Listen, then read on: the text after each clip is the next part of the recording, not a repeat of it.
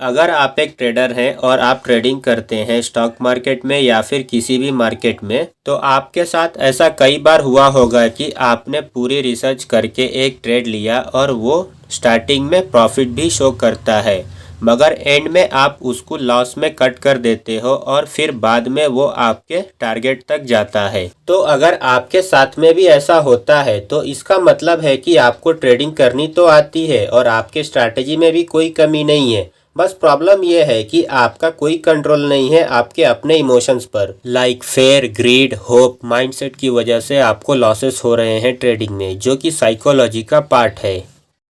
Hello नमस्ते दोस्तों, मेरा नाम अयान है और आप देख रहे हैं ऑप्टिक बुल्स। तो दोस्तों, अगर आप अभी भी अपने ट्रेडिंग साइकोलॉजी पर ध्यान नहीं देते हैं तो आपको इसी तरह से लॉसेस होते रहेंगे और आपको लास्ट में निराश होकर ट्रेडिंग को छोड़ना पड़ेगा और आप भी उन 95% के लिस्ट में आ जाओगे जो ट्रेडिंग में पैसे डुबाते हैं। तो अगर आप आज इस वीडियो को देखकर अपने ट्रेडिंग साइकोलॉजी को ठीक कर लिया, अपने इमोशंस को कंट्रोल करना सीख लिया, तो आप ट्रेडिंग से अच्छे पैसे कमाने लगोगे और आप भी उन 5% के लिस्ट में चले जाओगे जो कि ट्रेडिंग से एक्चुअल में पैसे कमा रहे हैं। क्योंकि ट्रेडिंग में सिर्फ 20% ही आपकी स्ट्रैटेजी काम करती है, बाकी सारा खेल आपके साइकोलॉजी का है। सो फ्रेंड्स, इस वीडियो में साइकोलॉजी से रिलेटेड टोटल 7 हैबिट्स हैं जो कि बहुत ही इंपॉर्टेंट है किसी भी ट्रेडर के लिए। तो चलिए शुरू करते हैं। The 7 habits of highly effective traders. A wise man once said, "We first make habits and then our habits make us." और यह सच है, क्योंकि एवरेज इंसान अच्छी आदतों के साथ असाधारण चीज़ें हासिल कर सकता है अपने जीवन में। वहीं पर एक हाईली इंटेलिजेंट इंसान बुरी आदतों के साथ कुछ भी हासिल नहीं कर सकता अपने जीवन में सिवाय पछताने के। ये जीवन के सभी कामों में सही बैठता है और ट्रेडिंग कोई अलग नहीं है। अब ये जो ग्रेट ट्रेडर्स होते हैं, मतलब कि सक्सेसफुल ट्रेडर्स, उनमें यह ज़रूरी नहीं कि वो दुनिया के इंटेलिजेंट इंसान हो, लेकिन उनके पास कुछ अच्छी आदतें होती हैं जो उन्हें बाकी ट्रेडरों से बेहतर बनाती है और इसीलिए ये जानना ज़रूरी है कि वे आदतें क्या है। तो चलिए शुरू करते हैं। Habit number 1, successful traders wait patiently for the trade to come to them. ये ट्रेड के पीछे नहीं भागते, बल्कि ट्रेड को अपने एरिया में आने देते हैं। वॉरेन बफेट ने कहा है, The stock market is a device for transferring money from the impatient to the patient।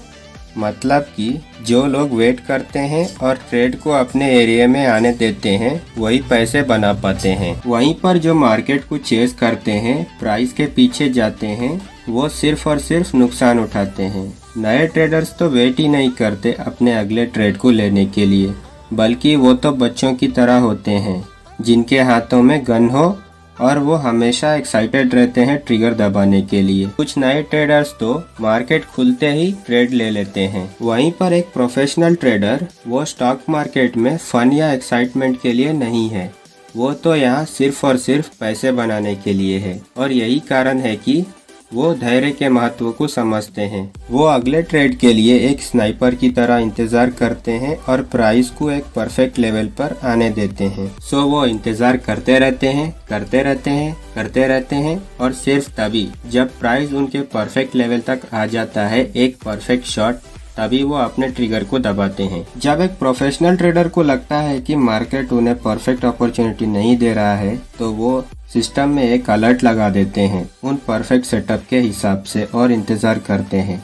और जब मार्केट उनके लेवल पर आ जाता है तो उनका अलर्ट ट्रिगर हो जाता है, तो फिर वो अपना पोजीशन बनाते हैं। So don't chase the market, let the market come to you. आगे बढ़ते हैं।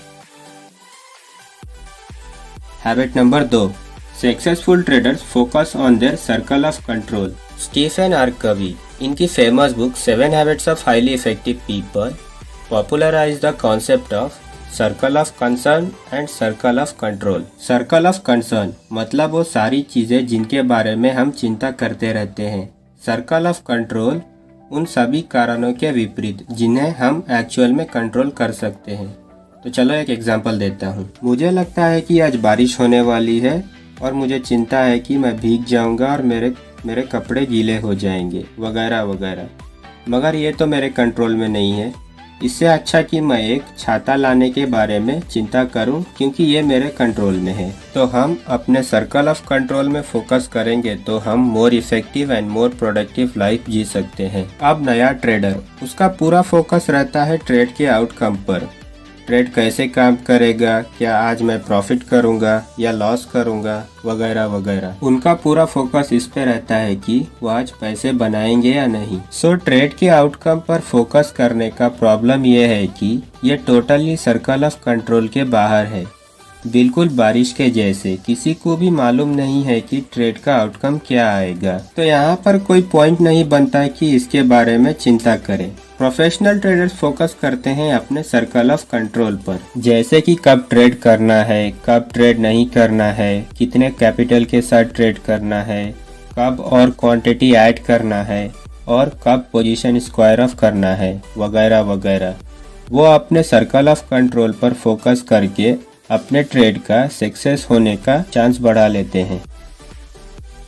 Habit number 3, successful traders plan their exits first. वो ट्रेड लेने से पहले ही अपना एग्जिट प्लान कर लेते हैं। हम सब ने कभी न कभी अभिमन्यु की कहानी सुनी होगी, जो महाभारत के महत्वपूर्ण पात्र थे। अभिमन्यु को चक्रव्यूह में घुसना मालूम था, मगर उससे निकलना नहीं। तो हर ट्रेड संभव है कि वो एक चक्रव्यूह बन सकता है। तो हमें हर ट्रेड को चुनकर लेना है कि चक्रव्यूह में एंटर करे या ना। मगर नए ट्रेडर्स ऐसा नहीं करते, वो तो बस जल्द से जल्द चक्रव्यूह में घुसना चाहते हैं बिना किसी प्लान के, और उन्हें तो मालूम ही नहीं होता कि चक्रव्यूह से बाहर कैसे आए। और जब वो चक्रव्यूह के बहुत अंदर घुस जाते हैं और उनका लॉस होने लगता है, तो उन्हें तो पता ही नहीं कि कब और कैसे इस ट्रेड से बाहर निकले। तो जब क्या होता है कि वो इमोशनल होने लगते हैं और निकलने के बजाय और चक्रव्यूह में धंसते जाते हैं। वो मायूस हो जाते हैं और एवरेजिंग करने लगते हैं लूजिंग पोजीशन को। वो चीजों के बेहतर होने का उम्मीद करते हैं, मगर इनमें से कुछ काम नहीं आता। जब कुछ चारा नहीं बच जाता तो वो अपने फ्रेंड्स, फैमिली, ऑनलाइन और यहाँ तक कि अनजान लोगों से पूछते हैं कि अब क्या करूँ, अब क्या करूँ। क्यों? क्योंकि उनके पास नॉलेज नहीं है और ना ही एक्सपीरियंस लूजिंग ट्रेड के चक्रव्यूह से निकलने का। तो ऐसे में उनका बड़ा लॉस हो जाता है एक ही दिन और एक ही ट्रेड में। और ये सब एक ही कारण से हुआ कि वे सिर्फ ट्रेड में एंटर करना जानते थे, निकलना नहीं। और ये देखकर बहुत दुख होता है कि एक गलती आपकी पूरी ट्रेडिंग करियर को खत्म कर सकती है। और इसीलिए प्रोफेशनल ट्रेडर को मालूम रहता है इम्पोर्टेंस ऑफ एग्जिट, और उन्हें अपना एग्जिट ट्रेड में एंटर करने से पहले ही मालूम रहता है। दोनों केस में प्रॉफिट और लॉस उन्हें एग्जैक्टली पता रहता है कि वो कब इस ट्रेड से निकल जाएंगे। देखो, उन्हें पता है कि कोई भी ट्रेड लॉस मेकिंग ट्रेड में बदल सकता है, but this is the part of game. मगर वो ये बर्दाश्त नहीं कर सकते कि एक बुरा ट्रेड उनके पूरे ट्रेडिंग कैपिटल को खतरे में डाले या उनकी पूरी ट्रेडिंग करियर को खत्म कर दे। और इसीलिए उन्हें हमेशा मालूम रहता है कि चक्रव्यूह से कैसे निकले। चलिए आगे बढ़ते हैं। Habit number 4, successful traders are obsessed with trading analytics. Socrates ने कहा है कि an unexamined life is not worth living, मतलब कि एक अपरिचित जीवन जीने के लायक नहीं है। और यही भावना से हम कह सकते हैं कि an unexamined trade is not worth taking. नए ट्रेडर्स अपने पिछले ट्रेड को भूलना चाहते हैं और आगे बढ़ जाना चाहते हैं, बिल्कुल एक बच्चे की तरह, जैसे वो फाइनल एग्जाम के बाद पढ़ाई से भागते हैं। तो इन नए ट्रेडर को अपने पिछले ट्रेड के बारे में सोचना भी नहीं चाहते, स्पेशली लॉस वाले ट्रेड। क्यों? क्योंकि वो बैड मेमोरीज लाते हैं और किसी को पसंद नहीं है अपने लॉस के बारे में सोचना। इसीलिए वो पास्ट को भूलना चाहते हैं और फ्यूचर पर फोकस करना चाहते हैं। लाइक कौन सा स्टॉक लें या कौन सा इंडेक्स में ट्रेड करें, लॉन्ग जाएं या शॉर्ट जाएं, एक्सेट्रा। मगर एक प्रॉब्लम है इस एटीट्यूड में। क्या? Those who don't learn from history are doomed to repeat it. यहीं पर प्रोफेशनल ट्रेडर्स अपने पिछले ट्रेड को एनालाइज करने के लिए उत्साहित रहते हैं, स्पेशली जिनमें उनका लॉस हुआ हो। वो अपने लॉस वाले ट्रेड से भागने के बजाय उसे अच्छे से एनालाइज करते हैं और उस पर अपना टाइम देते हैं और ढूंढते हैं कि क्या गलत हुआ और क्या सही हुआ और वो क्या इसमें सुधार कर सकते थे। सो इस एनालाइजिंग से उन्हें बहुत ही इम्पोर्टेंट डेटा मिलता है, जिससे वो और भी बेहतर ट्रेडर बनते जाते हैं।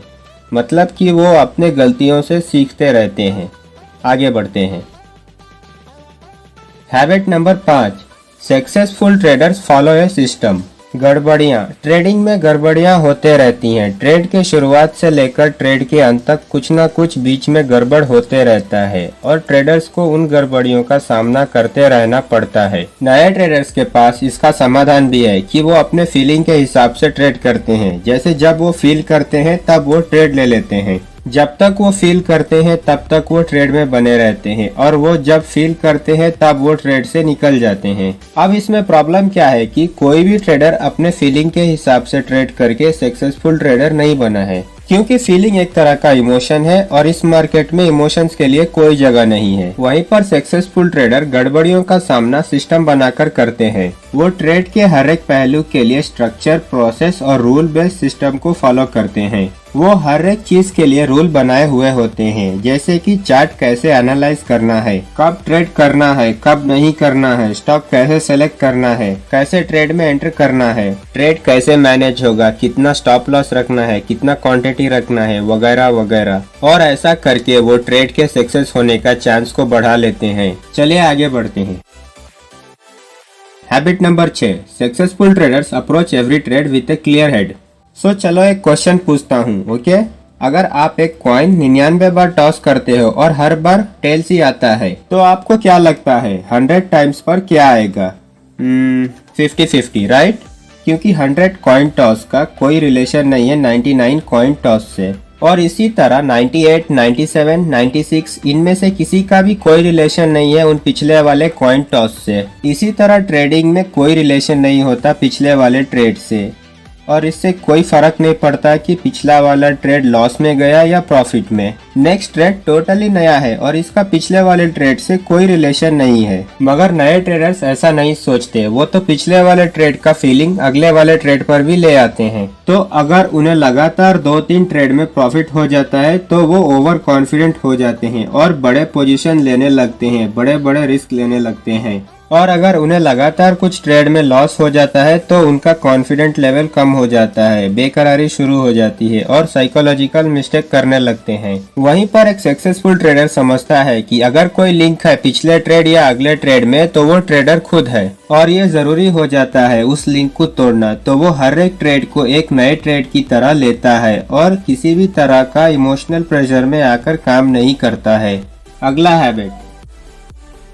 Habit number 7, successful trader consistently adapt and learn.